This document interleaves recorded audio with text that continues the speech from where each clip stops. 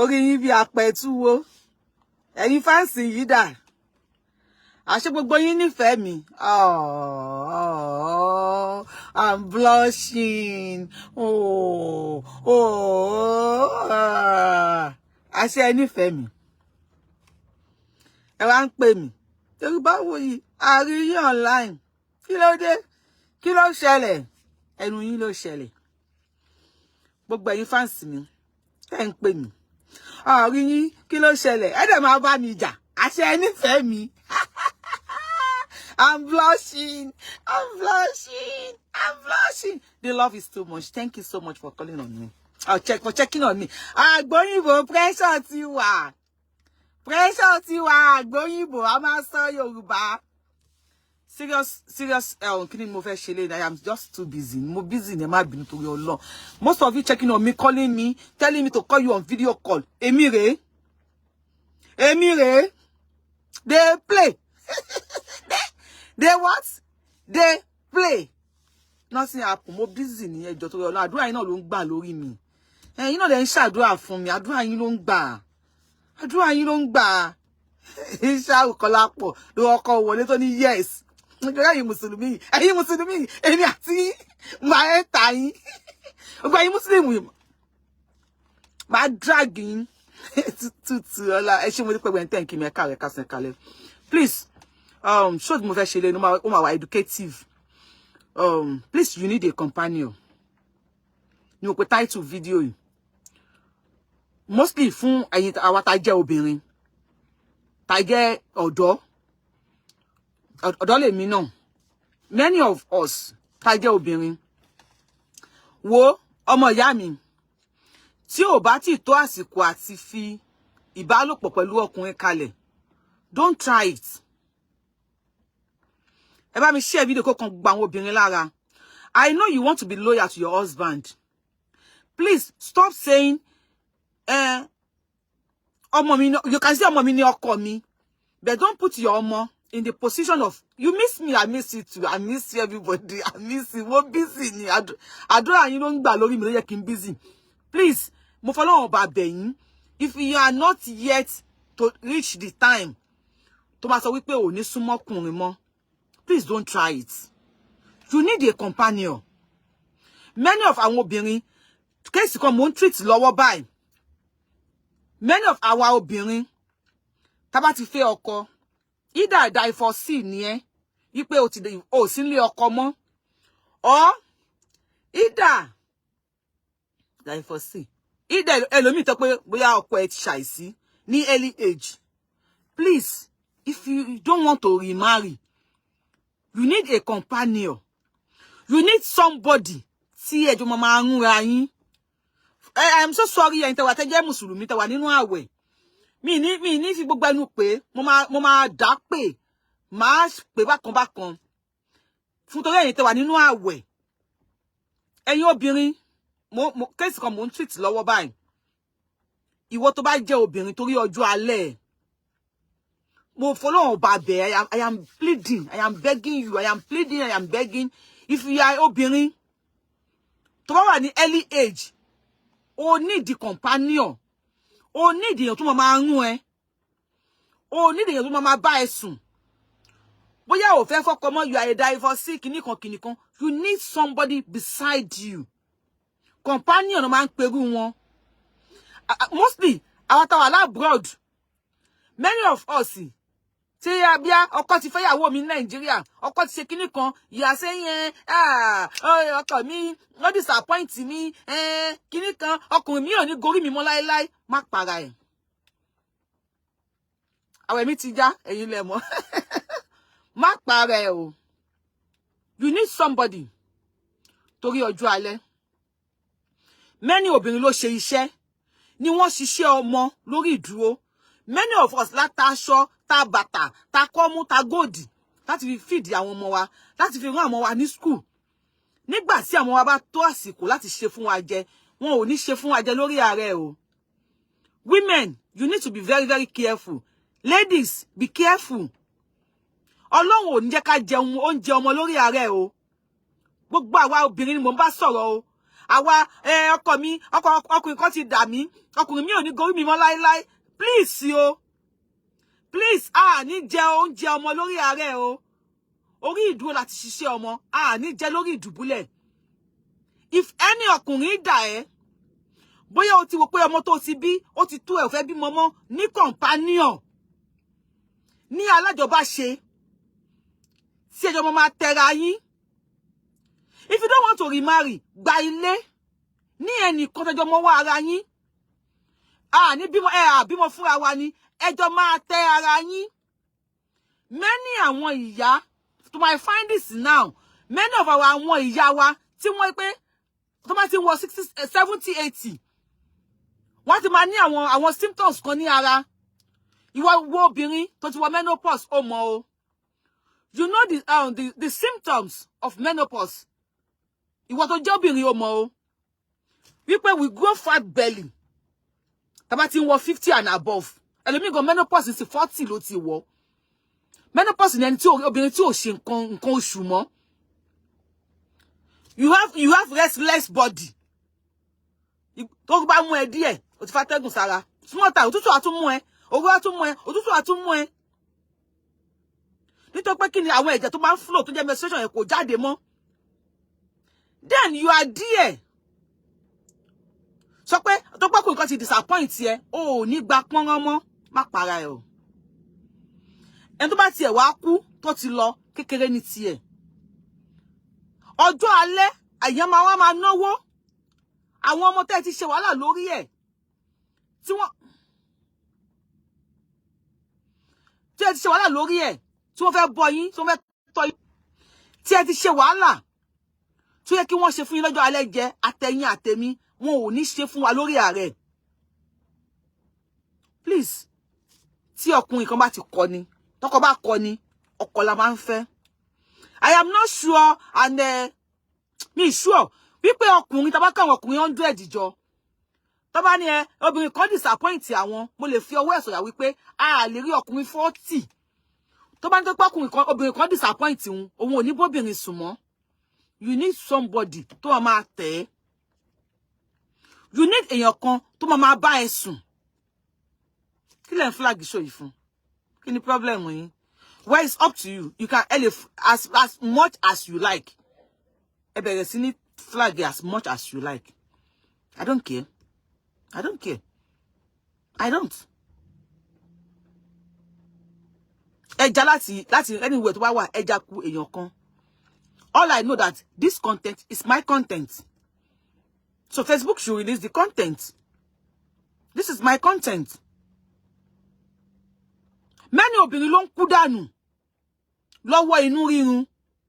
Because ma ti that's ko menopause yẹn, kíni yẹn máa bèrè. You will see ìyá 70 years, 80 years. Wọ́n ní àrùn ló ń yọ lẹ́nu. Kíni kan inú rírun ló ń ṣe? Kí ló ń rùn yá yẹn nínú? Many of àwọn ìyá wa ni wọ́n ti ní ghost. Kíni yẹn bí wọ́n fẹ́ sọ. Wọ́n pé kíni kan ní ghost pregnancy.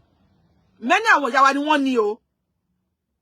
Tó pé wọ́n stop ìbálòpọ̀ pẹ̀lú ọkùnrin at early age. Many of them complain of backache. Ẹ̀yìn ni o, ẹ̀yìn yìí náà ni, orúnkún yìí náà ni. Ìgbà tó yẹ kí wọ́n máa fẹ̀ wọ́n ní ẹsẹ̀. Kí wọ́n máa rìn wọ́n mọ́lẹ̀ dáadáa. Many of them lost their husband ní early age. Because ọkọ wọn kú ní early age, wọ́n refuse láti súnmọ́ ọkùnrin mi. Because they think they are paying their loyalty. I love that. Paying your loyalty, tẹ́lẹ̀tẹ́lẹ̀. Until now, when I get to know, wípé paying your loyalty sí ọkùnrin tí ò fẹ́ ẹ mọ́. YORUBAWUYI fans forever. God bless you, mami. Paying your loyalty fún ọkùnrin tó ti ṣàìsí. Ó máa padà affect ìwọ fún ara ẹ. Either you believe it. Yes, sex is very essential to every well human being. Not just human being, even àwọn ẹranko. Wọ́n máa ṣe bẹ́ẹ̀ gọ̀gọ̀ báyìí lọ. Wọ́n sì máa gúnra wọn. Please. This ọ̀rọ̀ tí mo sọ fún yín is a very serious matter. You might say Yorubawuyi, you might say Yorubawuyi today. This woman never serious. I am serious about this. I am serious. This is why you don't see me online. This is the case I have been treating.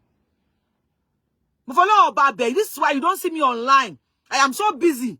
I am very, very busy this time.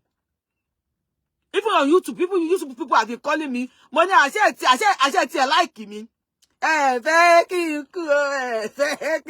Even Facebook people, they will me. I don't even know you guys love me like this. I don't even know. I don't even know you guys love me like this. You keep on calling me over with you. We don't see you online. I am here. Please, this continue to suffer you. Don't do me. On do me gone. Continue to suffer you. On do me how it's happened, the person that it's happened to, and for her paying her loyalty to her husband. People so she decided not to sumo ọkùnrin again. Now, this is the time for her. Láti jẹun ọmọ. Now, the children are giving her oúnjẹ ọmọ lórí ìdùbúlẹ̀. This is a mother.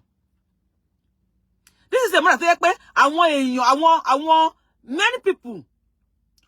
Tó yẹ pé báyẹn sọ̀rọ̀ yìí nísìn. Ẹni tí mò ń sọ yìí. I don't want to go deeper to private skinny one nìyẹn. But out of trust me. This is a person tó yẹ pé ó yẹ kó máa sọ Ọlọ́run need the limousine.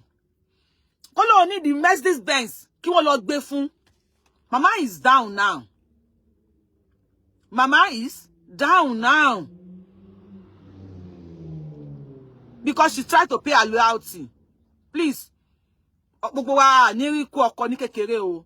Ikú ọkọ kò bí ewúro. Ọlọ́run má yẹ ká kan ní èwe. Àwọn ọkọ wa náà ní rí ikú tiwa náà ní kékeré. Please. I am begging you.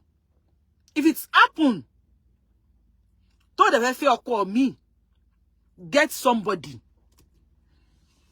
Women, please, ẹ máa ṣiṣẹ́ o. They work. Kí ni mo sọ fún ẹ? They work. Don't depend everything.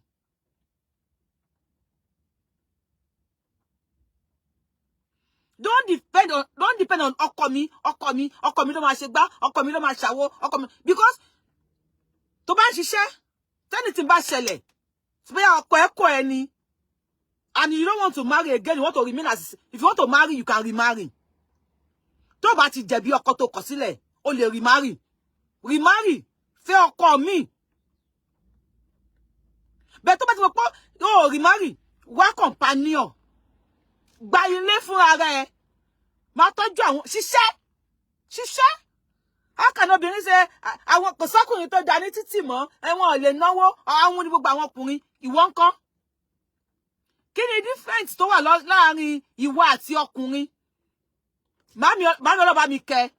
Ìyá mi sọ fún mi pé ayé là gbé kò sí nǹkan kan tó wà láàrin ìwọ àti ọkọ ẹ. Tayọ nǹkan abẹ́ yín ló yàtọ̀. If you are a man, won't you take care of your family? Why are you complaining my husband is not giving me money? My husband is not giving me money. Kò ṣe ohun bá tó bá lè ṣe. And ọkùnrin tó bá kọ̀ tí ò ṣe fún ìyàwó, ó ń ṣe ìpèlera ẹ̀ ni. Because you'll be free láti live as a single mother. You won't even care about him. Learn how to work. Learn how to be industrious. Learn how to ṣiṣẹ́. Anyhow iṣẹ́. Tó bá ti jẹ́ legal one, iṣẹ́ ni. Please, if you can make content on the internet, please do. All this ìyàwó ilé ni mí, ìyàwó aránṣọmọ́yà, stop doing that. Ikú máa ń jiyàn pa, mi ò gbàdúrà kọ́kọ́ anybody kú o. Ó lè di ọ̀la ń sìn kí kọ́kọ́ ẹgbẹ́ ìyàwó dé. Wọ́n wá ní ó lọ fẹ́ ìyàwó mi, èmi dẹ̀ ni mo bá jìyà o, ó wáyé ìyá ni o. If you are saying, èmi dẹ̀ mo bá kà mí jìyà o, ó lọ fẹ́ ìyàwó mi, ayé ìyá ló wá. Tó bá yẹ pé ọkọ ẹ mọ̀ wípé wọ́n fún ara ẹ gan, o ò tiẹ̀ rí tòun rò. O ṣe ìyàwó tó máa ń lọ ṣẹ́ẹ̀tì mọ́ ọkọ lọ́hùn pé fún wa lówó ọbẹ̀ jáde. My dear, you will be able to stand on your own. ìyàwó fún rẹ̀ gan lè sá lọ. Àìdè sá lọ ìyàwó, ẹjọ́ wà ńbẹ̀, ẹjọ́ máa maintain ẹni. And if the husband said, Lenny, Kokudade, you will be able to stand on your own. But get a companion. Wow, kun kan sí ẹ̀gbẹ́. Your companion will be your alájọsọ. They play. They play. Oh yeah, they play. Say they play. Your companion will be your alájọsọ. Your companion will be your alájọrò. Your companion will be your alájọsùn. Your companion will be your roommate. Tẹ́jọ́ mama runra yín. Ọ̀rọ̀ ń gbé ẹ lọ́kàn o rí sọ, o ti lóyún ọ̀rọ̀ o. You don't have a companion because ọkọ mi disappoint me abọ́kọ mi ṣe kíní kan. Early age, many single mother out there. You are 30 years. You are on the internet 24/7 looking for ọkọ. What can you bring to the table? Only nothing. Only if a man needs you to bring something to the table, the man should go and marry a man like him, so they can both bring something on the table. Ayé ta wà yìí, àṣìláyé analog, ayé digital àwa. You must be able to put something on the table. You must be able to bring something home. You must be able to do something before your husband come. Owó nepa baba silifani. Many of you lè pa ọkọ yín.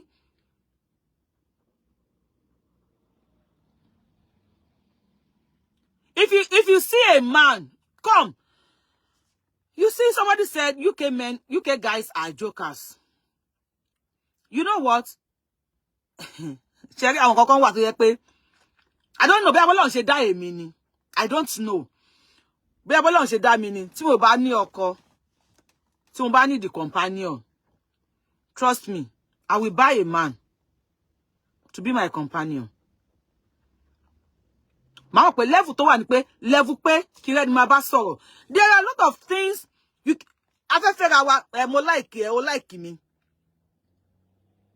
Báwo la ṣe orí mi for the first time o like me. How do you like me?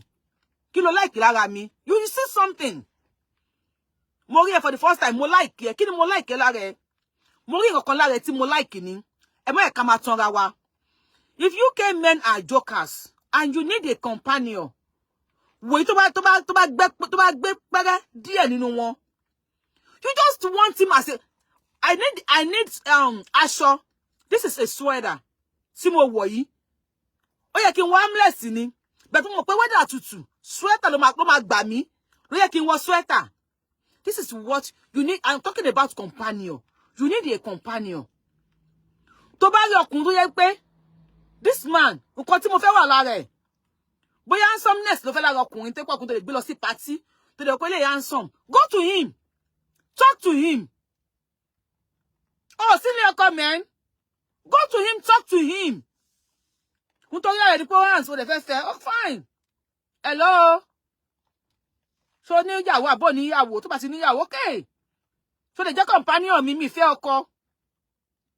Mi ò fẹ́ bímọ sí. Mo ti bí ọmọ mẹ́fà mo ti bí. Ọmọ 22 ni mo ti bí. Mo fẹ́ bí ọmọ mọ́. Ká kàn máa runra wa. Mi ò fẹ́ marry, mi fẹ́ kó wá sílé ẹ. You are not my husband. I don't want you as my husband. You are not my husband. And you are just a companion to me. Ọ̀rọ̀ gbé mi lọ́kàn mo fẹ́ sọ. Sit down, we talk. It má lè sọ fún ẹ, má sọ fún ẹ. Wàá advice mi tó bá wù mí, advice mi tó bá wù mí kí n gba advice yẹn. Tó bá wù mí kí n má gba advice yẹn. It's up to me.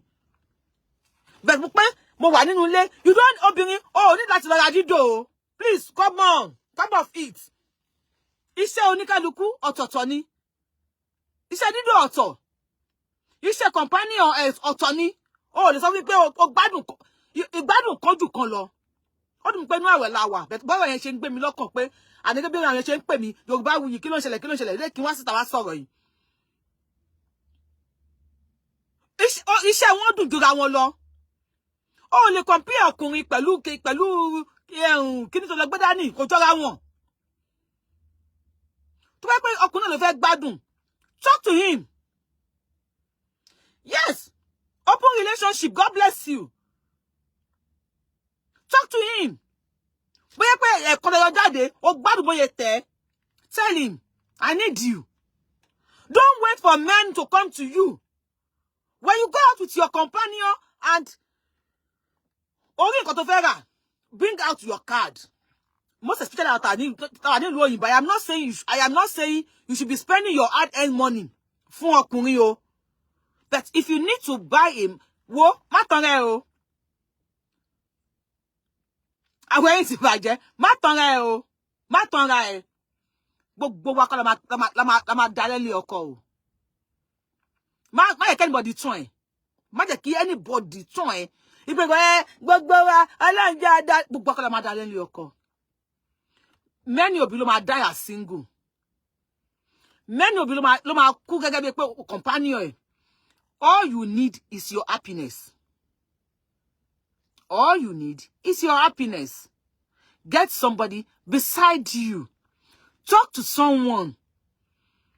Man live ní pé kíní kan mo ti bímọ fún ọkùnrin méjì, mo bímọ mẹ́ta fún kíní kan, mo wá bímọ mẹ́jọ fún kíní kan. Pa ìdí ẹ̀ mọ́. Tí ọmọ bá ṣe bímọ. Àwọn tó sì bí yẹn mójútó wọn. And don't deceive yourself. Your children are not your husband. Your children are not your husband. Because I want me ò lè ṣe tí ọkùnrin máa ṣe fún ẹ. Your children are your children. Your husband is your husband. And if you don't have your husband, if you have a boyfriend, that is up to you. And to any boyfriend, the companion no lo fẹ́, there is difference between bestie. Ọkùnrin àti obìnrin tó ń ṣe bestie, wọ́n jíra wọn run ni. Ẹ lè máa purọ́ fún wa. Bestie mi ni bọ̀dá kíní kan na lie. Ẹ ń ra yín corner. Bestie, ọ̀tọ̀ nìyẹn. You're okay. Ibrahim Koiki, ṣé mi sí block wẹ ni? Yay! Ibrahim Koiki, mi sí block wẹ. Ọmọ akẹ́ni ẹ, mo ti block wẹ ni o. Okay, ìwọ ni mo sọ fún pé kì í pé mo gbàgbé pé mi ò block wẹ o, pé mi kàn fẹ́ block ẹ tó mo ti forgive ẹ. Yes, I forgive you. Because o máa wá ń bú mi lójoojúmọ́ lórí page mi. But mo máa ń wọ Láyọ̀mí Koiki mẹ́ lára. Orúkọ tó gbé yẹn. Tí ẹ bá ṣẹ̀ mí lẹ́yọ̀ kan, máa wo nǹkan tí mo lè fi dáríjì. So tí Koiki ni máa ń wò mí lára, so ẹgbẹ́ kan ni tiẹ̀ wà. Please get somebody. Bóyá pé kí nǹkan tiẹ̀ dé, kó kàn tiẹ̀ peck ẹ. Get somebody to hug you. Get somebody that you can lay on. Tó bá sùn. Tó yẹ pé kàn tiẹ̀ lè gbórílé láyà, kó kàn tiẹ̀ fọwọ́ pa ẹ́ lórí. Kò bá jẹ́ pé irọ́ náà ló ń pa. Even though that person is lying. Ibrahim Koiki, I am coming for you. I'm coming for you. I will just check it. I will just check it. It's okay. It's okay. Please. Kó máa parọ́ fún ẹ náà ni. Ṣá ti gbórílé láyà. Kó ṣá fọwọ́ pa ẹ́ lórí. Kó ṣá kiss ẹ. Don't. Depression real. Many obìnrin ló ṣiṣẹ́ ọmọ lórí ìdúró. Tí wọ́n fi ayé wọn sin ọmọ. Ṣùgbọ́n wọ́n padà jóúnjẹ ọmọ yẹn lórí ìdùbúlẹ̀. Yes, I saw he said he did not insult me. I beg you if I did, ma'am. But I'm not the type that abuse Walai. Okay, Ibrahim Koiki, it's okay, my love. It's okay. But maybe another Koiki, because that person said Koiki lo no. They don't Koiki me to white lion. I can't do anything to him. So please, I have seen this please, if you are a woman, either a divorcee, either a widow, and you are at your end, even if you are 50. Okay, let me quickly give you tips later. Ṣé mo pé ní ìlú yìí, mo pàdé site kan ní American BB. Site yẹn mo wá fẹ́ wọ̀, wọ́n ní mo láti fi details mi sí. Mo wá pa kí ló ń ṣe ní site, mo ṣàlá wọn ìyá àti bàbá. Let me tell you, if you are not 70, oh, le join site yẹn. 70 years of age. Because you want to níbẹ̀ ní matchmaking. Ẹgbọ́n mi náà. Matchmaking ni wọ́n ṣe níbẹ̀. At 70 years of age. Làwọn list tó wà ńbẹ̀ l'American BB. Tó bá pé Nigeria ni, oríṣiríṣi okòlè bá pa àwọn ìyá yẹn o. Àwọn ìyá òṣì. If anybody will call you ìyá òṣì, let them call you. Do whatever that will make you happy. If you are happy, people go talk. You dey hear me? If you are happy, people go talk. And if you make yourself not happy, people go still talk. If you are convenient, people go talk. If you are not convenient, people go talk. Why not make yourself convenient? Let them talk. Let them talk. Any man, bó jẹ́ pé kẹjọ wọlé tó ń ẹlẹ́ẹ̀kan tó dẹ̀ satisfy pẹ̀lú rírun ẹ̀kan yẹn. My dear, say okay, companion test ẹ wò. No come tell me say what do want to make your companion, you must test your companion. You don't go to Gary market. On Indomie o ṣe tato Gary. Bí Indomie ṣe tato. Bí Indomie ṣe tato. Boye polówó eto kò lè tato Gary. You know why? Because you cannot taste Indomie before you buy it. You will go to market, you will test Gary Oloyo, Gary Onikini kan, Gary Onik Chokan, Sodun. You will test even your companion, test it. Test it. More level of boye le run eto, level of boye le gun eto, so strong. Ṣé kò ní ṣe yẹn sùn lọ. Test what you want buy now. And after you test it, buy it. Tó bá lówó kó fún ẹ. Kò kí ń ṣe ẹ̀ṣẹ̀. Tí ó bá dé ní, tí ó lè fún ẹ, kò kí ń ṣe wàhálà. Tó fẹ́ jẹun ni, jẹ́ kó jẹun. Ọkùnrin mi náà níbi tó wà kò ní happy home. Kò ní good home. Ibi tó wà ego ń dààmú. Tó bá fẹ́ wọlé báyìí, á dàbí ẹni pé wọ́n fẹ́ lagi mọ́ lórí ni.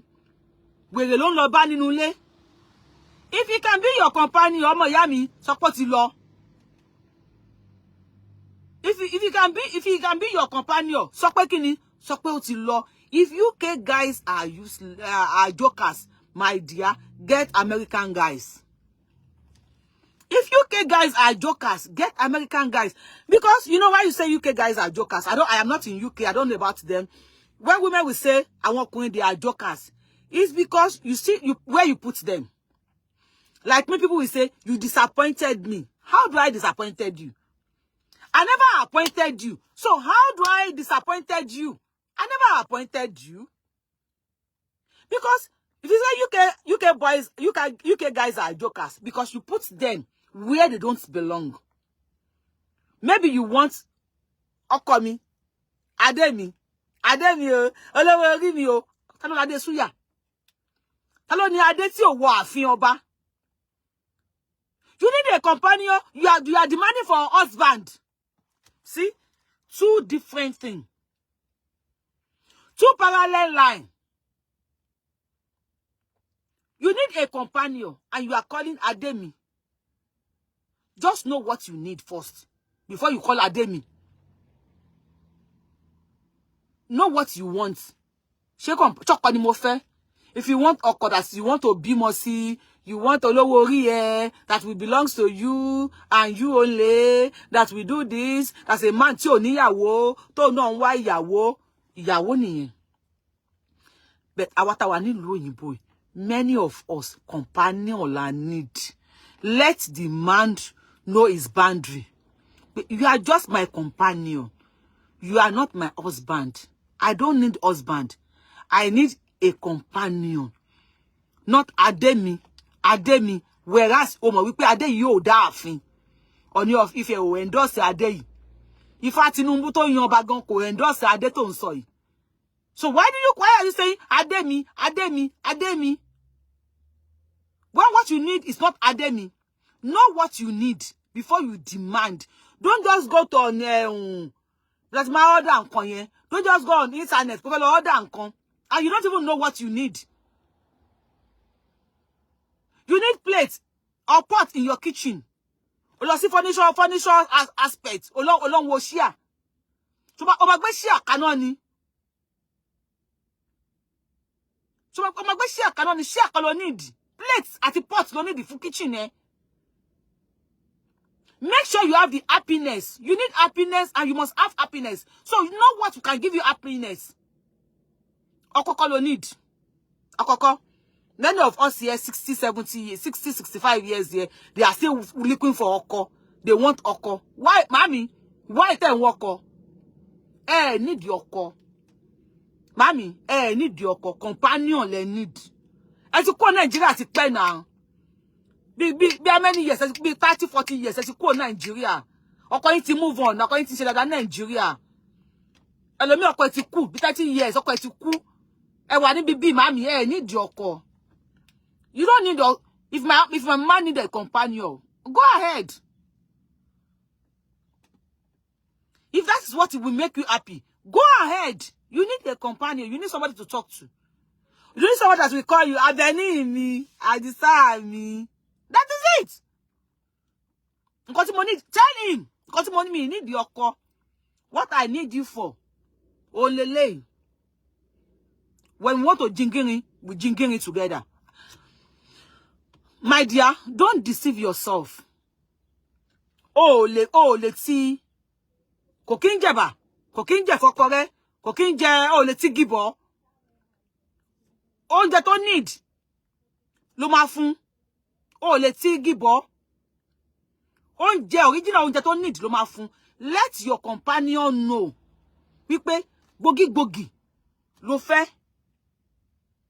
Somebody that will just ṣiṣẹ́ tán tá dùbúlẹ̀ sẹ́gbẹ́ tẹ́ wọ́n máa sọ̀rọ̀ ẹni tó máa lè bú somebody if you say you need husband and you need a companion, the husband will be like ṣọ́tí wọlé ṣọ́tí àgbẹ̀ kí ló tó jẹ báyìí àbọ̀ ṣí ẹ̀rẹ́ ní àbọ̀ jẹ́ kí ní kan ní. The husband will be, because you put him in the èmi ò gbọ́yìnbó o, in the kí ni wọ́n ń pè kí ni yẹn, you put him where he did not belong to. You put him as your husband. You put him as your husband, so he will be acting like your husband. Any solid agreement, I need a companion. I need somebody that will check on me. Hello? Abiola Bolowa. Well, mo wà níbi iṣẹ́. So ti kúrò níbi iṣẹ́. Ìgbà wo lo máa délé? Aago báyìí máa délé. Okay, ṣé mo lè wá yọjú sí ẹ? Okay. Tí ma wà ní off lọ́la, o lè máa bọ̀. That is all you need. That is all you need, not a husband. The person that will be checking on you. Ẹ tó máa wò pé ṣó wà around. Ṣá báwo ni? Ẹ tó máa lè tí o bá ṣẹlẹ̀ nínú ilé, tó máa lè sáré dial number pé hello dear, kíní kan. Okay, mo ń bọ̀ nsìn, o mi lè wá lọ ṣe báyìí. Ẹni tó need nìyẹn.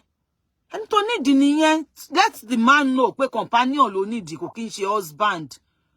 Kò kí n ṣe husband. All these young ladies here, please help me share this video. Let all these our young ladies, let them see it. Ẹ bá mi share video yìí kí àwọn young ladies wá. Ẹ lọ bá mi lọ sórí TikTok mi, Wuyi lórúkọ mi bẹ́ẹ̀. Ó wà lórí page mi lórí Facebook. Ẹ subscribe sí TikTok mi, ẹ follow me. Tí bá ti tọ́ láti máa ṣe live lórí TikTok, because TikTok yẹn mi kan ti ẹ̀ fún láyé because mo busy lórí Facebook, YouTube, lórí share tèmi. We'll be talking about all these things níbẹ̀. We'll be talking about all these things níbẹ̀. You need somebody that will just be coming and you can just call. Hello dear. Mo ń trip fún shawarma. All right. My order fún ẹ sí máa dẹ́kun gbé wá fún ẹ. That is who you need. The person was hello. Báwo ni? Ṣé wá lọ sí movie, ká kàn lọ wo movie. Mami, ẹni tẹ́ need nìyẹn. You go to movie together, ẹ wo movie. Ẹ wo kíni ẹ ṣe kíni kan ẹgbẹ́ ẹ kiss ẹgbẹ́ mi síra yín lẹ́nu ẹ fọwọ́ tẹra yín. You need somebody to rìn kàké. Ẹ̀yin ìyá America, you need somebody to rìn kàké o. Ẹ ní jẹ́ ọmọ lórí ìdùbúlẹ̀ àtẹ̀mí náà. You need somebody to ginger you to rìn kàké. Stop. Well, stop now. Stop. That is all you need. You need somebody to buy for what making it like no go come kai jare ba se bayi. You need somebody to tell you there. You are just going on the street, you need somebody to tell you there. Kí ló ṣe ensin kai jare. Ó dùn mọ́ ẹ. Wọ́n náà mọ̀ pé ó dùn mọ́ ẹ. And ko tó bá dùn mọ́ ẹ, má yẹ kínú èèyàn dùn ni. You just need somebody to make you inú ẹ dùn. Just need somebody to, if somebody say, as long as they don't ask if you need a companion and your companion say you should pay. Sọ fún pé kó kú ẹ̀wẹ̀ kó ètè máa lọ. Any man tó bá ti mú bá ní ye báyìí ló máa gbà ní kó máa lọ. You can buy ẹni tó bá need. But kò ní charge pé báyìí ló ń fẹ́. Ìyẹn ó fẹ́ jalè ni. Ẹni tó sọ fẹ́ ìyẹn fẹ́ jalè ni. Hey, somebody say thank you for so much, ma, for this topic. God bless you. Please, you need a companion. Oh, inú ma padà run obìnrin lọ́jọ́ alẹ́ ni mo ẹ̀ṣẹ̀ mọ ni. Obìnrin ma padà. Ẹ jẹ́ bá pé ikùn obìnrin mi máa wú. Inú obìnrin mi máa wú lọ́jọ́ alẹ́. Iṣẹ́ ọmọ orí ìdúró láti ṣe. A ní jẹ́ lórí ìdùbúlẹ̀. Ẹ wá ẹnìkan kó máa tẹ̀yìn. Kó fọwọ́ gbé yín lọ́mú. Àwọ̀ tó wà ní bá sáwẹ̀ ni I will let you know. And even ẹ̀yin ọkùnrin náà. You love this topic. God bless you. Oh no, ó dùn mí. This topic is coming late. I wish I could do this topic before this happened. But to ento happen sí. Ó dùn mí gan. Mo ṣe mọ̀ ni ó dẹ̀ dùn mí. Ó dùn mí gidi gan. Ó dùn mí. Am I anybody? Don't and your companion. I am begging you, please. As I say, you don't need husband. You don't need husband. Companion don't need. Ma fi pini pini ATM her companion o. Ma if you don't need your call. Need your call. Alábàárò. Alábàárìnrún. Alábàárìnrún, alábàátítẹ̀ ló need, not ọkọ. So ma if I call you, if I call you, she call you lórí. Kó wá mú pin number mi lélẹ̀, bank number mi lélẹ̀. Mo fẹ́ ṣe business. Yorùbá Bíọ́lá mo fẹ́ ṣe business kan, ṣe lè yá mi ní kíní kan $1 million. Ọ̀gbẹ́ni èmi gan ò ní. Na make we run ourselves. You run me, I run you. Oníkálukú get away. If you are coming, if you want to jẹ baba ìgbín tó pinnu. If you na ìgbín you want to chop, I go cook ìgbín original ìgbín tó kó lè bá ní energy. That is satisfy èmi náà ni. Ìgbín tó pinnu máa ṣe fún ẹ. Ẹ̀gúsí wà. Wá bóyá bí ògúfe tó láwọ. Fi ṣe ẹ̀gúsí fún. Ó bá lè fi gbín sí tó lè fi pọ̀nmọ́ tó bá ká sí. Jẹ́ kó jẹun kó yó kó pando sí. After tó jẹ tán, ẹ kira yín mọ́lẹ̀. Tọ́wọ́ bá wà tó lè bá ẹ sọ. Tí nǹkan bá ń gbé ẹnu tó lè ṣàlàyé fún, ọ̀rọ̀ yìí ń dùn mí lọ́kàn. Ọ̀rọ̀ yìí ń gbé mi nínú. Jẹ́ kó advise ẹ. Bá tó wá advice ẹ tán, kó tún wá gbé advice yẹn. Kó tún wá yí advice yẹn, kó tún wá dá sínú àjọ, kó jọ advice yẹn wò. Ṣó mú yes àbó mú no. Ṣó mú yes àbí ó mú no. Tó bá ti mú no, má stick to it. Má stick to it.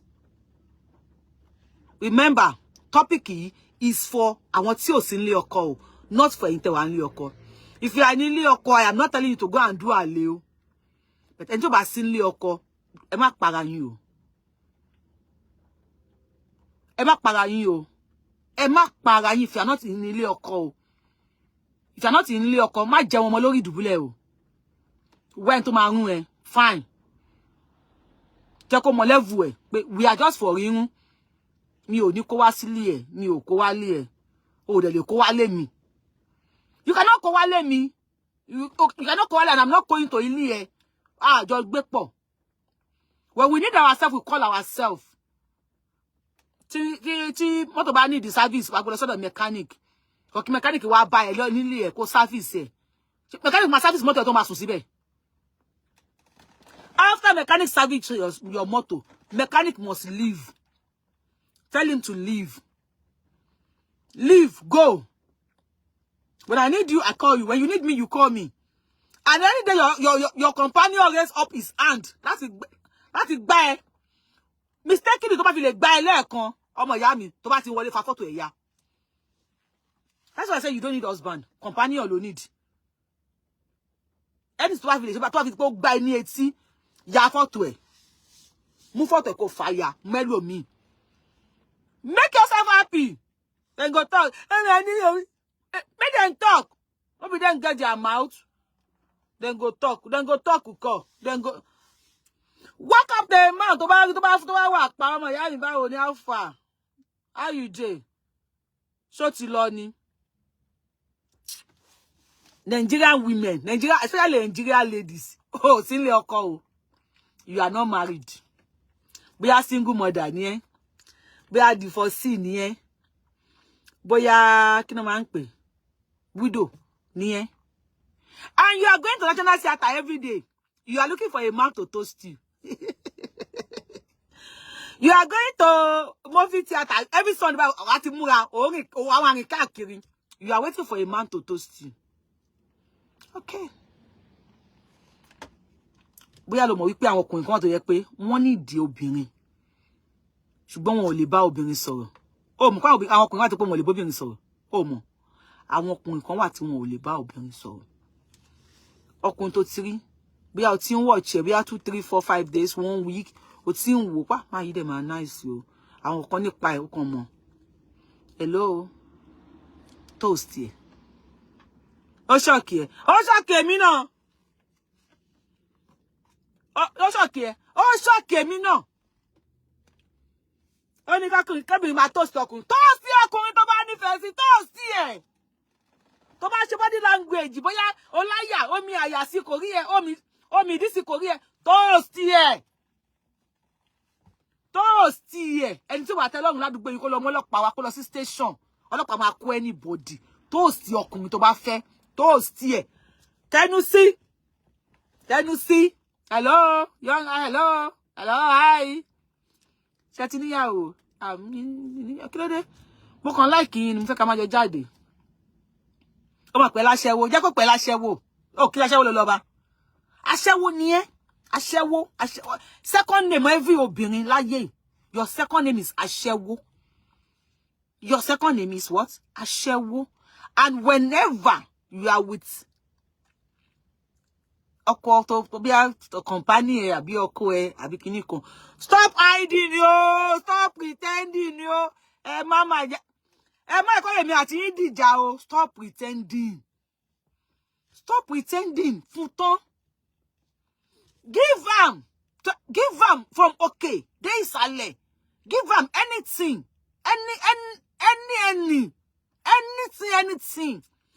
Give am. Close your eyes. Give am anything.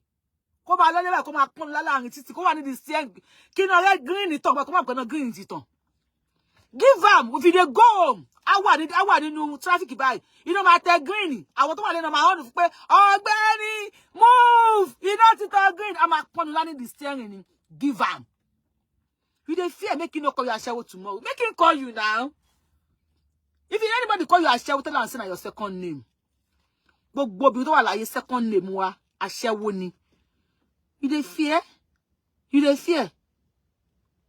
They play. They play o.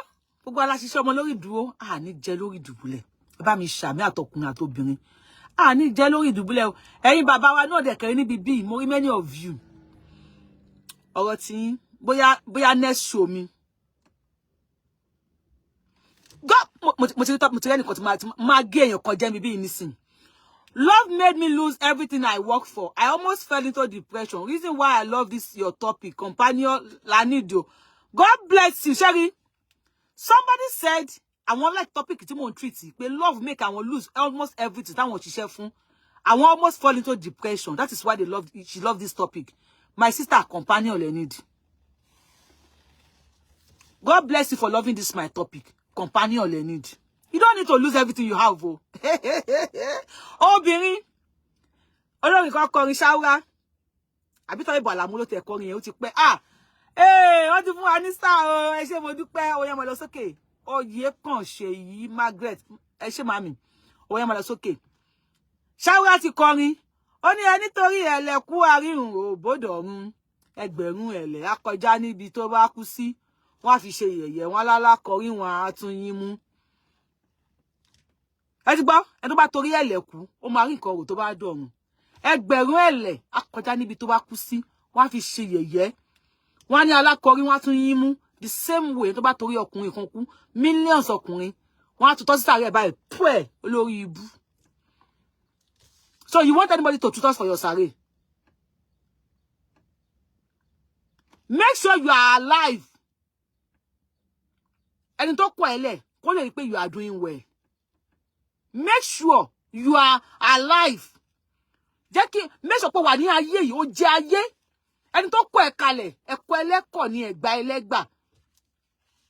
If ọkùnrin kan bá kọ ẹlẹ̀ torí kinní kan, ohun tó ṣe kọ ẹlẹ̀ yẹn, òun lẹ́nìkan need. One man's food is another man's poison. Ẹ̀kọ́ ẹlẹ́kọ̀ ni ẹ̀gbà ẹlẹ́gbà. Ìyá mi yẹn, companion lẹ need. You don't need to lose anything. Gather yourself together. Ẹ pack iwájú, ẹ pack ẹ̀yìn, ẹ ṣe gbogbo ẹ kó dúró sanguinity. Shall love yẹn? Ẹ ti bobby kan. You have to put the love of anybody, not even not even men, yo, of anybody, either your brother, your sister, your auntie, your neighbor, your uncle, your boyfriend, your girlfriend, your companion, your bestie, whoever that you love and did not love you. Put their love here. Anybody you love and did not love you, put their love here. You know why you go put the love on the shoulder? In case when wind won't blow, see attack my life, I can fell off yellow. Boo! Allow him more BRT. Let attack fair if I know. Don't wait for anybody that you pay. Jack attack fair. Better was a jika, come out in Labai. Go on, Ejika, go gas okay by. Go back, Garalo. Attack my fair down. Don't look. Do what will pleases you. Don't do what will please somebody. Don't do what will please anybody. What about the people that is in UK and the houses in Nigeria? I don't understand your question. What about the people that is in UK and the house is in Nigeria? We're not talking about house. Maybe because already in that king wo. Mate Arowolo, thank you for the stars.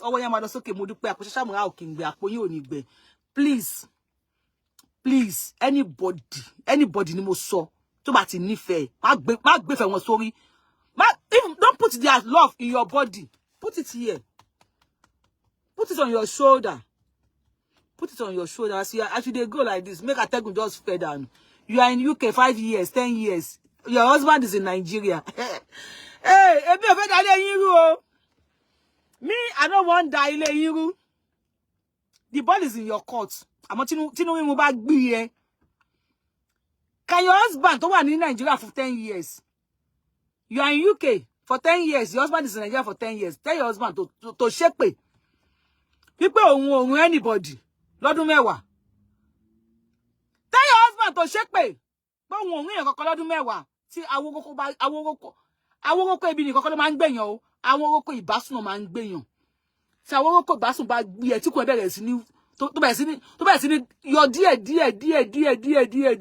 Then you go know. If you have paper to go home. Lọ́dọọdún, kó má lọ gba pọ́n ẹ̀kan lọ́dún. You try. If you can bring down your husband, you try. But you 5 years here, 10 years here, and your husband is in Nigeria, they play. I know scatter house, but it's left for you. 10 years. 10 years. Well, Lady Holy Mary, ẹni tí ògbọ́n làwẹ̀ ń gbò, bí ẹwà di Holy Mary. Lady Holy Mary. Lady Holy Mary. Can your partner tell you 10 years in or no stand still? They play. What ti share partner, what ti share ni, what ti run ni nkun. What ti share ni egun ni ṣekúṣe. Can a man who is married have a companion with unmarried woman? Hey, no scatter your house, so. You say, can a man, you are married and you want to be a companion to a woman that is not married? Don't spoil your house, so. If your relationship with your madam, they like this, I beg, you be only companion. You know what they call only for English? Barawo companion, now you be. If your marriage is sweet, if your marriage is nice, if your wife, if your partner is good to you, and you are doing companion for until you marry Nita, ntobari ole faramo. But if you self no get correct marriage, when they say your wife now weary, find a companion. What is good for obìnrin is also good for ọkùnrin. If your wife now, fọwọ́ bẹ́lẹ̀ ní jáde. If your wife now, elépe ṣẹ̀wẹ̀rẹ̀ tó ń gbé ṣépè lórí ojúmọ́, you need a companion. Hello. Tell her. Ohun tó ń ṣe yìí ò dá. Má jẹ́ a ṣe báyìí. ṣùgbọ́n tí ń lọ 30 years 20 years nínú èpè ọmọ ìyá mi companion ló máa settle case yìí o because when I won't even allow you to be in an abusive marriage. Why will you be in an abusive marriage? Chati bímọ ẹ jọ máa ṣe parental care fáwọn ọmọ yín ẹ kò ní why will you be in an abusive marriage? Why? Tó bá ti di pé ó fẹ́ mú ẹ̀mí dání tí wàá fi lù pa àbó máa gbọ́n ẹ ní nǹkan níjọ́kanjọ́kan jẹ́ kó lọ ń lu ẹ̀ tí ó bá dé lọ tó kí ò bá lọ bá mú ọmọ kí mú ọmọ lọ bá òkè if he or she refuse to go you leave. You have to leave some places so you can be able to live. You have to live to live. Òyìnbó yẹn ẹ̀kọ́ tiẹ̀. You have to live. You have to kúrò to live. You have to live to live. You have to kúrò níbì kan kó lè bá gbé ayé. You have to live. L-E-A-V-E. Leave that place. You have to leave some places so you can be able to live in this world. Why you anybody lu ẹ pa? Don't allow anybody láti lu ẹ pa. Tó bá ko tọ́lọ́hun ko ele wo ko kalẹ̀. Ko ele. Tó bá ó pàdé tí ó fẹ́ máa threaten fọlọ́pàá mú. Tó bá fẹ́ ya wèrè jù, fẹ́ni tó jùlọ nínú ayé. You don't want Jesus? You don't want Jesus? Fẹ́ni tó jùlọ nínú ayé. Tó wá rí ó máa bá òní ẹni tó ní ṣíṣì jùlọ tó ní wèrè jùlọ ní kó lọ fẹ́ fún ẹ ló máa fi ẹlẹ̀ ó máa yọ̀ǹda ẹni pé wèrè ló lọ fẹ́ ó máa yọ̀ǹda ẹ kó máa lọ ni fẹ́ni tó jùlọ nínú ayé wetin mo kọ̀ ẹ́ lẹ̀ wá máa pé ẹ wá gba àdúgbò kíní kan kọjá o àwọn bàbá ẹ̀ ni máa lọ fẹ́ àwọn bàbá ẹ̀ tí máa dẹ̀ bá àwọn sáìtì bàbá ẹ̀ fẹ́ máa try máa mọ èèyàn. Marriage is not dangerous. Ìyá mi kan sọ pé marriage is very dangerous. Marriage is not dangerous. There's nothing dangerous in marriage. It depends on how you love yourself. It depends. Try your best. Do your best in your marriage. Make sure pé marriage yẹ tó bá kú ńbẹ̀ tó bá dọjọ́ wájú àwọn ọmọ ẹ ò ní bi ẹ́ pé màámi wọ́n lè ẹ̀yìn àlè náà ṣe lé yín kú ò lé màámi wọ́n lè ṣe kíní kan. So that will not happen. Make sure you try your best to make your marriage stand. But if your best is not best enough for your partner, ọmọ ìyá mi sọ pé ó ti lọ. If your best is not best enough for your partner, sọ pé kíni sọ pé ó ti lọ. Pack your load and leave. Leave. Somebody say, I beg, no scatter people's home. It's up to you. Because if people want to, anybody to fẹ́ mú lò tí ẹ nìyẹn. So because I say they should leave, come here, I want to scatter their home. They play. After to bá lù ẹ pa, you don't want to leave to live. Yes, you want to stay to die. They play. To bá ti lù ẹ pa. Ẹni tó lù ẹ́ pa ó máa fẹ́ ìyàwó mi Ọlọ́run Ògún ni mo fi búra fún ẹ ẹni tó lù ẹ́ pa tó kù bá ń wẹ̀yìn bá tá màláíkà bá jí ẹ tó máa kọ́kọ́ sún ẹ ní ìgbárùn po dìde ńlẹ̀ wèrè tó bá dìde bẹ́ẹ̀ wàá bá bàbá tó ń ṣe sẹgẹlẹmẹngẹ tí ẹ bá ta now you want person to lù ẹ́ pa. Because you don't want to, please don't break people's home. Oh, this platform is not a biased platform where somebody will say, oh, you must be submissive. Women are to be submissive, right? To the extent, wait, na kon lu epa. About to lu epa. Kí ló kàn mí? Sorry, ìwọ obìnrin tó dúró tó jẹ́ kí ọkùnrin máa lù ẹ́. Let me give you some tips. So you about to lu ẹ pa gbàmù báyìí pé tẹ́mi ti bọ́ lẹ́nu ẹ àwọn kan máa wá kí ọkọ ẹ máa ronú wọ́n máa ṣe bọ̀dá kúlíkúlí èṣù lélẹ́yìí èṣù wọ́n máa tà sí èṣù. Number one, they will let your husband feel nǹkan tó ṣe èṣù ló ṣe. Seabirds, welcome. They will let your husband feel pé nǹkan tó ṣe yẹn pé nǹkan ló ṣe. Wọ́n lè sọ pé èṣù ni. Wọ́n lè sọ pé èdì ni. Wọ́n lè sọ pé kíní kan ni. Àwọn tó lego. Even one of your friend, ó máa fọwọ́ kọ́kọ́ ẹ lọ́rùn. Oh. Daddy Junior de jebe. Ah, Daddy Junior èèyàn dáadáa dẹ̀ ni. Oh, tó fọwọ́ kọ́ ọkọ ẹ yẹn. Ona wa sunkún. Ah, ìyàwó mi tí mo love wo. Ọ̀rẹ́, tọ́kọ bá ṣe tí ń sunkún tó gbórí wálẹ̀ báyìí. Ọ̀rẹ́ máa fi ọmú support orí ẹ̀. Ó dùn ẹ káàbọ̀ já dùn mí pa àgbàwẹ̀.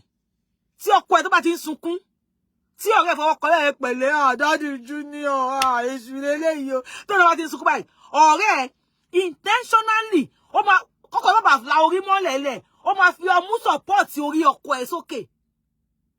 Tó dẹ̀ pé ọmú wà fluffy. Tí orí ẹ̀ bá wà níbi ọmú ọ̀rẹ́.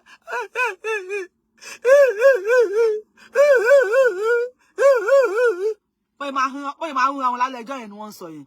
Tó bá help ẹ, tó máa lo 3 days, tó máa lo 3 days mọ́.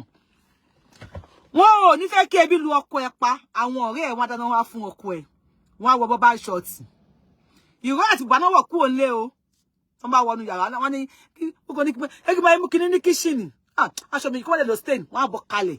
Tòbí, before you know it, orí matrimonial bed díẹ̀, wọ́n ti máa ṣe fúnra wọn. Tó kù bá wá wẹ̀yìn, tó bá wẹ̀yìn kí ló máa ṣe? They play, wàá sunkún tí ẹ ta. Wàá sun ẹkún tí ẹ máa ta. Nothing go happen. Ọkọ ẹ ń ṣe jẹgẹlẹjẹ. Ọkọ ẹ máa rún yàn, ó máa rún ọkọ ẹ. Ó máa rún ọkọ ẹ. Don't wait, get anybody lu ẹ pa. Japa. Kí ni mo sọ fún ẹ? Japa. Kí ló ń pa yín lẹ́rìn? Kí ló táwọn èèyàn wá ń rẹ́rìn? Ṣé ọ̀rọ̀ tí mo sọ kì í ṣe òtọ́rọ̀? Ṣé mo ń parọ́? Mo ń parọ́. Ṣé mo ń parọ́? Wàhálà ò ní jẹ́ kọ́kọ́ ẹ sunkún Ọlọ́run. Kó má já wọn nìkan, ò ní já ẹ má sunkún ẹ, kó má jẹ́ yín nìkan. Ó ti ń lu ẹ díẹ̀. Wọ́n máa lo obìnrin míì torí kò fẹ́ kí wọ́n mọ̀ pọ́n lọ́hùn ta. Ọmọ wa dùn.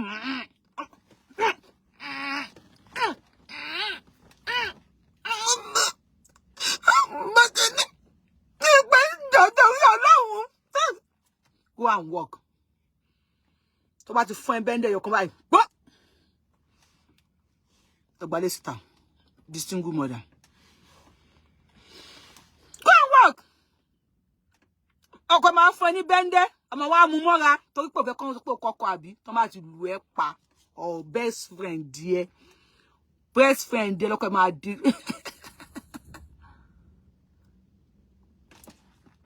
God bless him. Somebody said, I can remember a musician, yes, who died in the hand of her husband because she's afraid of what pastors and churches members will say. But now the church continues and the husband is alive. No one owes anybody account for the marriage except God. You hear? Many of you, torí pé church yín máa bú yín. Ó máa bú mi ní church wa, yí pé mo kọ́kọ́ mi sílẹ̀. Àìmọye pastor mi tẹ́ pé ó ti fẹ́ lu ìyàwó ẹ̀ pa sínú ilé. Àìmọye àfáà tó ti fẹ́ lu ìyàwó ẹ̀ pa sínú ilé. Àìmọye babaláwo tó ti fẹ́ lu ìyàwó ẹ̀ wá máa wá gbin tó bá ti ń lu ẹ̀. Ìyá kíní kí ló ṣe yín lójú? Ìgbà tóun gùn ọ̀kadà ni. Ọ̀kadà lábòkí àbókí ọ̀kadà lòun gùn. Àbókí yẹn ò drive dáadáa ni. Ó kàn ṣọ́hun gbálẹ̀ ni. Ọ̀kadà nílé náà ti ṣan gbálẹ̀, a máa parọ́ pé ọ̀kadà àbókí ló ṣọ́hun gbálẹ̀. Wọ́n á lù ẹ́ pa. Kó ẹrù ẹ̀ kó sá lọ. So, wọlé ọ̀rọ̀ companion la sọ, ọ̀rọ̀ marriage la sọ. Please, if you are just joining this show, go and watch it from the beginning. Fún mi láyọ̀ kọ́lá jọ ẹ ṣé mo dúpẹ́ wọ́n máa lọ sókè. If you are just joining this show, please go and watch it from the beginning. We talk about companion.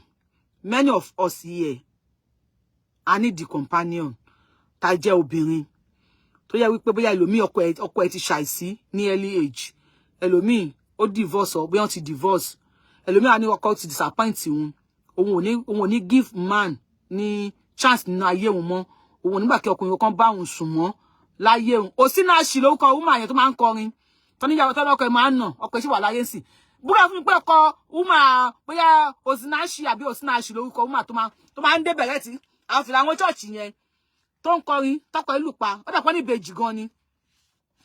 Ta ló lè búra fún mi nínú yín pé ọkọ woman yẹn ò tí run ẹlòmíì láti gbà yẹn? Can you búra for me? Wípé ọkọ yẹn ò tí run ẹlòmíì láti gbà yẹn. They play. Wait, jẹ́ kó lù ẹ́ pa, ti ẹ́ ta. So nta bá dé bí ọ̀rọ̀ yìí, ó ní wípé gbogbo èèyàn tó wà ní ayé, obìnrin tá ti ṣe ọmọ lórí ìdúró, Ọlọ́run ò ní jẹ́ ká jẹ oúnjẹ ọmọ ní orí ìdùbúlẹ̀. Many àwọn ìyá wa ni wọ́n jẹ oúnjẹ ọmọ lórí ìdùbúlẹ̀ nítorí pé they try to pay their loyalty to their husband or to their pé bàbá ọmọ wọn, obìnrin míì wọ́n treat ẹ anyhow. So ó ti kó ní ọkọ yẹn. A ní pé wọ́n ní bá ọkùnrin míì ṣe mọ́ láyé òun. If you have your children with you, don't say àwọn ọmọ mi ní ọkọ mi. Don't do that. Kò tí àwọn ọmọ ẹ lè ṣe, ó yàtọ̀ sí kò tó kọ ẹ lè ṣe. If you don't want to remarry, tó fẹ́ tún ọkọ mi fẹ́, you need a companion. What we mean by a companion is somebody that you can talk to. Someone that can show you love. Not another husband, you. Get me right. Not another husband. Companion. Most especially after I need low boy. Companion lo need. Kò kí n ṣe ọkọ. Adé tí Ọọ̀ni of Ifẹ̀ ò sáyẹ̀nsì. Adé wo la díẹ̀. Your companion. Dodo kọ́ ni kó move lọ sílé ẹ̀. O fẹ́ ọkọ. You don't need a husband. You need a companion. Tó bá pẹ́ fẹ́ run ra yín, ìsídà kó pè ẹ́, kó lọ sílé ẹ̀, kó lọ run ẹ́. Kó run ẹ́ kó tẹ́ ẹ lọ́rùn. Kó padà wálé. Tàbí kó invite women work. Ẹ ṣe iṣẹ́. They work. Ọkọ pè ẹ́ wá sí àbí kí wọ́n wá sílé ẹ̀, àbí kó ń lọ sílé ẹ̀, kẹ́ run ra yín. Alabamu sa. They go. Ó ti ṣiṣẹ́ tèmi nìyẹn. When you need me, I come to you. When I need you, you come to me. Oh, need your call. Single mother, 2, 3, 4. You have 4 or 5 children. And you need your call. Because many of you are saying, welcome me. That's how they see themselves as your oko. And they want to bounce on you. How to control life where. No. 40, 50, 60, 70 years. You don't need oko. Companion you need. Ẹ tó kàn máa fọwọ́ tẹ̀ ẹ́ lótẹ́. Tẹ́ bá jọ ń ṣe é pé ti dàgbà ìkànnì lọ wo movie. Ó tó máa fọwọ́ gbé ẹ lọ mú fọwọ́ tẹ̀ ẹ́ nídìí. Máa rìn ẹ́ ní káàkiri. That is the person you need, yo. Because case don't bug lórí mi sìn. It's about a loyal woman that pays her loyalty to her husband. After the late husband, and she decided not to sumo ọkùnrin for I think it's about it's over 30 years now. She stopped sumo ọkùnrin at early age. So it's over 30 years now. She had to sumo ọkùnrin gbẹ̀yìn. And that thing is now affecting her. It's now affecting her. Ìyá dẹ̀ ti dàgbà nísìn. A lè wá companion fún wọn àbí kíní kan fún wọn nísìn mọ́. So iṣẹ́ tí ìyá yẹn ṣe lórí ọmọ. Tó yẹ kó máa jèrè ẹ̀ nísìn, ó wá ń jẹ lórí ìdùbúlẹ̀. That's what I'm telling you guys. If you are a woman and this happened to you, for over 2 years now, I just decided to stay home alone. Most men are deceiver. Oh, Mrs. Kehinde, if you just decide to stay alone, why will you stay alone? Look for a man. You say most men are deceivers, not all of them. Thank God you say most of them, not all of them. If you have been ambassador or deceiver, because you are telling them you need a husband, or you are showing them you need a husband, let them know you have your children, you are a single mother, you need a companion. A companion is ni je shibi onike anumadaro. Shibi onike te pe oni okun ni bere. You need somebody to be checking on you. Hello, YORUBAWUYI, báwo ni ṣe dáadáa ló wà? About my dear, báwo ni dáadáa ni mo wà o. So ti ko bi iṣẹ́, e to mo ma pè ẹ́ bolode, mo ti ko bi iṣẹ́. Kí ṣe pé tó máa pè pé hello, bolo wa, o wa sọkùnrin kan, ológun kan. Mi ní kó lọ gba wèrè láyé o. Just èyàn tó máa check on you nicely. YORUBAWUYI bolode. Àmọ́ wà níbi iṣẹ́. Night ló ṣe ni, night mo ṣe lé ni. Okay, ma ṣe money lọ́la, okay, ṣá lè lọ movie. Okay, jẹ́ ká wá di weekend, ká ṣe lọ sí theater, ká lọ movie. Somebody that will stay with you. Someone that you can wear Komu kékeré, pátá kékeré, tó máa wò pé yes, àwọn ló sexy, yoga, iṣẹ́ rẹ̀, idán, àwọn tó ń jẹ́ idán burúkú. Many of us need companion, like companion, pastor companion, or afa companion. Many, if you are a religious person and you need afa to say, hey, subhanallah, Ọlọ́run parí iṣẹ́ sọ́mọbìnrin lára, subhanallah, dá fún ọ. If you're that kind of person, you need go to the set of the afars. There are many good afars that one taught me, Nicola Afar. I'm not recommending afar for you. I am just saying if you are a religious person in an afar, in an Islamic way, if you are afar, want to say, hey, subhanallah, go to that side. If you need a companion that will say, hey, Jesus mio. Jesus mio. If you're that companion, kind of companion you need, go for companion that will say, Jesus mio. And if you need a companion that will say, oh, she mommy. Aye. Igbelala, kai. Alele kwelele. If you need a companion that say, chai.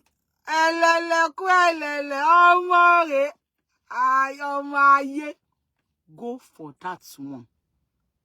We have different people. The people that will be your companion in a religious way. That will be that will be telling you, hey, just go for, number one, make sure you know what you want before you go for it. Bolaji Jayola, God bless. I have been, if you want to compare like Mr. Bolaji and sing, but mommy, yeah. Go for that one.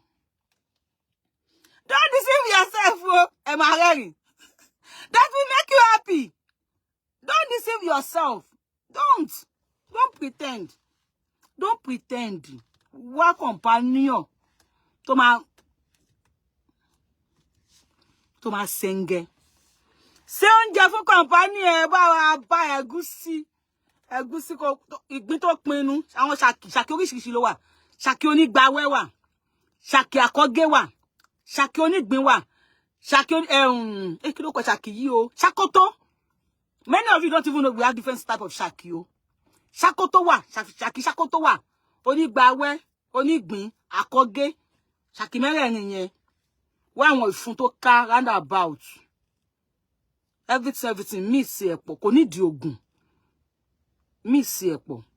We have treated many of things, show you lọ wò láti bẹ̀rẹ̀ kó pọ̀. Dá síta, kó pando sí. Bèrè lọ́wọ́ ẹ̀pọ̀ ọmọ ìyá wa ọ̀gbẹ́ni ó jẹ́ sí wa lórí table, ṣé wàá kọ jẹ mí nàbí wàá kọ jẹ oúnjẹ. That is who I am. And tell me, Jenny, I don't know how to talk in a religious way. Especially if I'm with my husband. She will call Jamie, I will call Join Jay. Will call very Jembe. Walk over very Jamie, no, Colosora, Koa Join Jay. But the call Join Jenny, the Join Jeton, Koshonaka Jamie. And if you cannot say that one, go for it. Mama Fisubano, like, make you happy. You just need somebody to make you happy. Either in the Subhano lie, happy is tamoking, either in the Subhano lie way, or in the Jesus way, or in the Omogboro way. Just make sure you are happy. Temini yaro, you need a companion. Bugwala si shomo lori noro. Ọlọ́run Elédùmarè á tẹ́wọ́. Ọlọ́run àwọlá pé Easter wa ńta. Ẹ̀yin fún ẹ̀yin Christian. Gbàbí àmọ́ tó jẹ́ Christian tó ṣiṣẹ́ ọmọ lórí noro, ta ẹ dààmú. Ẹ tọ́jú àwọn ọmọ yín, ẹ wọ́n wọn lọ sí school, ẹ ṣe gbá, ẹ ṣàwo, but because you want to face your children and your children only, you don't need a man in your life as you think. So títí tó bá dọjọ́ alẹ́, Ọlọ́run jẹ́ ká jẹ oúnjẹ ọmọ lórí ìdùbúlẹ̀ o. Àwọn ọmọ yẹn tó máa náwó fún wa, Ọlọ́run jẹ́ kán ná lé wa lórí àárẹ̀. Wọn ò ní ná lé wa lórí ní orí àárẹ̀. Wọn ò ní pé màmá ẹwọ́ hospital, wọn ò ní ná lé wa lórí àárẹ̀. À fẹ̀yìntì báyìí, à jẹ wọn mọ ni.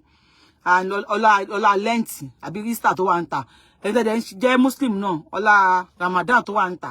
Gbogbo ń tẹ́ ṣiṣẹ́ ọmọ lórí dúró, ẹ̀ ní jẹ́ lórí dùbúlẹ̀. Ọlá Ramadan tó wà ń tà. Pàtó àsìkò táwọn ọmọ yín bá máa fún yín lóúnjẹ, wọn ò ní fi ẹkún fún yín lóúnjẹ. Ẹ̀yin lẹ jìyà lórí àwọn ọmọ yín. But I'm asking for some fun. Ni wa lórí dùbúlẹ̀ àìsàn. Because you are trying to pay your loyalty to a man. People mi fẹ́ kíní kan ọkọ mi kíní. No. You need a companion. Èyàn oníṣẹ̀ṣe náà pé tó ṣiṣẹ́ ọmọ lórí dúró ní jẹ́ lórí dùbúlẹ̀ o. If your husband is not anyhow, you need a companion.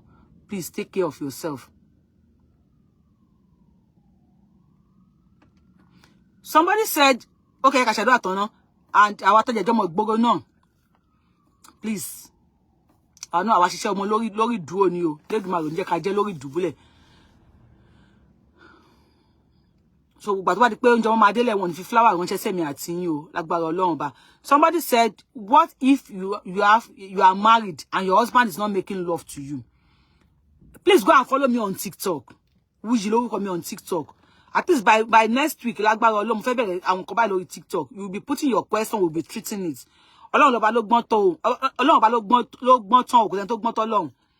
If you are married to your husband and he's not making love to you, kini wo ṣe fún ọkọ yẹn? Ẹ lọ wò kíni tẹ́ ẹ ṣe fún ọkọ yẹn. Ọ̀nà wo lẹ fi hurt ọkọ yẹn? Ọ̀nà wo lẹ fi ṣàìdá sí? Tí ó bá wá sí ọ̀nà tẹ́ fi ṣàìdá sí, tẹ́ ti bẹ̀rẹ̀ lọ́wọ́ ẹ̀.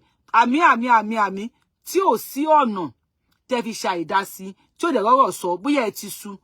Ọmọ ìyá mi, move out. Ọlọ́run. Move out. Ẹ kú ńbẹ̀. Èèyàn máa ń súyàn. Èèyàn, ó máa ń súyàn. Move out. Kúrò lọ́dọ̀ ẹ̀, dandan ni kó wà lọ́dọ̀ ẹ̀ ni. If your husband is not making love to you again, ó dẹ̀ ti bá sọ, ó ti pe àwọn èèyàn, ẹ ti sọ lọ́tùn, ẹ ti sọ lósì, and èmi ò kì í ṣe àlọ́fẹ́ni tí ò bá nífẹ̀ẹ́ mi o. And if you don't appreciate my welcome, I will leave. I will leave you. Kí ló kàn mí? Kí ló kàn wá? Àṣàkẹ́lẹ̀ I want to give a let you know. So because I don't want anybody to say kokele, ma je wa nule. If he's not making love to you, he's making love to another person. Abi baba ni I don't know. Check if he's not having problem. Tó fa yo ba ti ní problem. E de rí pé wọ́n ṣe chukuchuku pẹ̀lú obìnrin mi, ọ̀gbẹ́ni. Ma ko lọ gun e pa njokan o because inú ẹ̀ tí ń bí nìyẹn. Inú ẹ̀ tí ń bí, ko lọ fi ko gun e lóru lọ́jọ́ kan.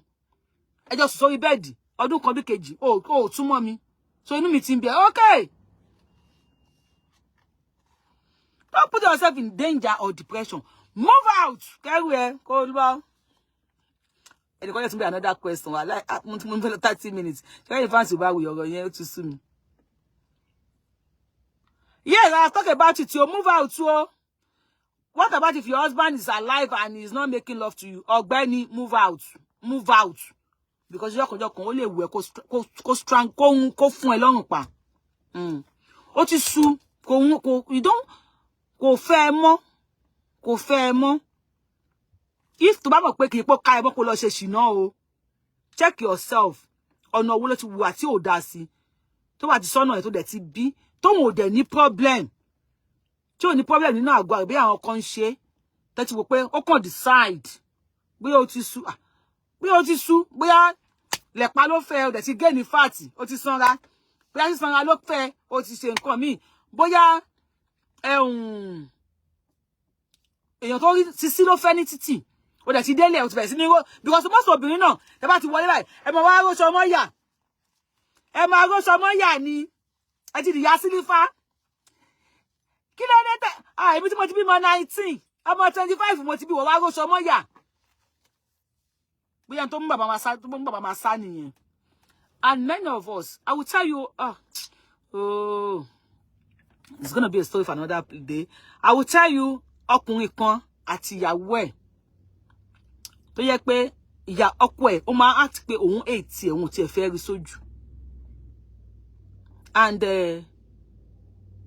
wọ́n rojọ́ ọkọ ò fẹ́ rí sójú. And she's trying her best, yo. But there's a story for another day. She's trying all her best. That make sure marriage won't stay. She's so submissive to the husband. She's doing everything to the husband. Talk about his sorobai. To ba ni jókòó síbẹ̀ yẹn. Kò ní dìde. Ìgbé bàbá máa gbọ́n. Tọ̀ síbẹ̀ yẹn. Kò ní dìde. Ó wà submissive, totally submissive, 100% to her husband. But ọkọ yẹn ó ń lé mọ́ nínú ilé. So that will be on TikTok. Follow me on Wuyi. On TikTok, Wuyi. Then I will tell you. Nǹkan tí máa yẹn fẹ́ tó ṣe ní obìnrin yẹn lára. Then wá wá sọ fún mi ẹni tó fẹ́ blame. Bóyá ọkùnrin yẹn ni kò blame àbí obìnrin yẹn. Obìnrin yẹn ò ṣe ṣìnà o, kò jalè o, kò dọ́kọ o, kò ṣe nǹkan tí ò dá o. But he's just 100% submissive to our husband. Tó bá sọ pé okun, tó bá sọ pé ó fà ni. Then, but actually two sister. Follow me on TikTok. Wuyi on TikTok. YORUBAWUYI on TikTok. We go talk am. Then you go know say, I love you. See you on my next program. Because I want to share me time baby, me time pay me. Ẹ̀yin fancy mi, ẹ jẹ́ Christian.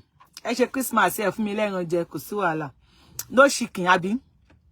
All this one where they tell on now on this platform. Ẹ ṣe Christmas, mi ò rí fan mi. Hey, yesterday mo lọ ra àgbálùmọ̀ níbì kan. Thank you, Ìyá Alágbálùmọ̀. Thank you, Madam Ìyá Alágbálùmọ̀. Sanwó fún mi ni mo bá polówó ọjà fún mi, bàbá sanwó fún mi, so I will call you Ìyá Alágbálùmọ̀. Mo lọ ra àgbálùmọ̀ níbì kan, and the Ìyá Alágbálùmọ̀ end up to be one of YORUBAWUYI fan. Immediately she saw me, she said, Mama yìí. Àmọ́ ní èmi kọ́ lẹ mọ̀.